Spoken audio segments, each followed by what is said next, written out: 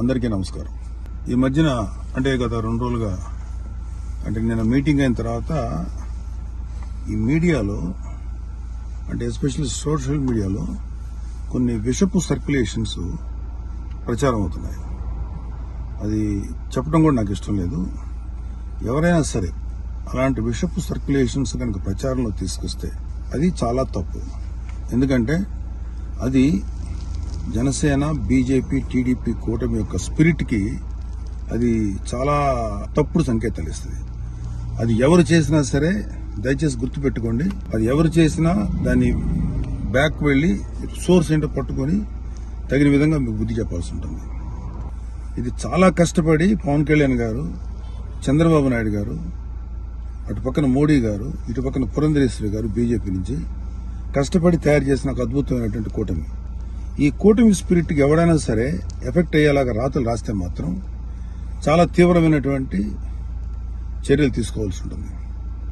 దయచేసి కూటమికి సంబంధించిన పార్టీలకు సంబంధించినటువంటి అందరి కార్యకర్తలకు రిక్వెస్ట్ ఏంటంటే ఇలాంటి విషపు రాతల్ని దయచేసి ఎవరు నమ్మకండి.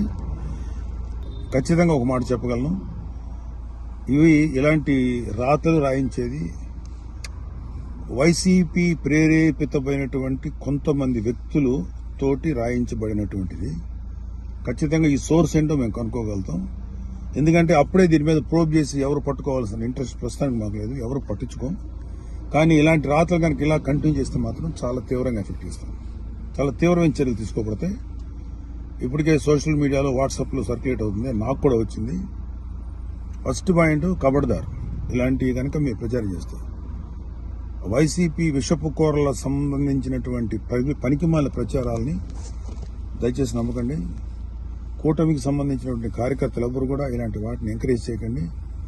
ఇంకొకరికి పంపించేటువంటి సర్క్యులేషన్లో చేసేటువంటి పనులు చేయకండి. ఎక్కడో అక్కడ కట్ చేయండి దీన్ని.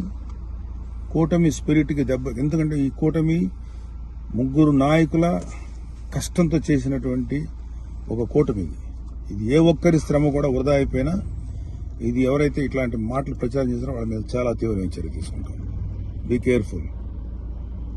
జై జనసేన, జై తెలుగుదేశం, జై బీజేపీ, జై హింద్.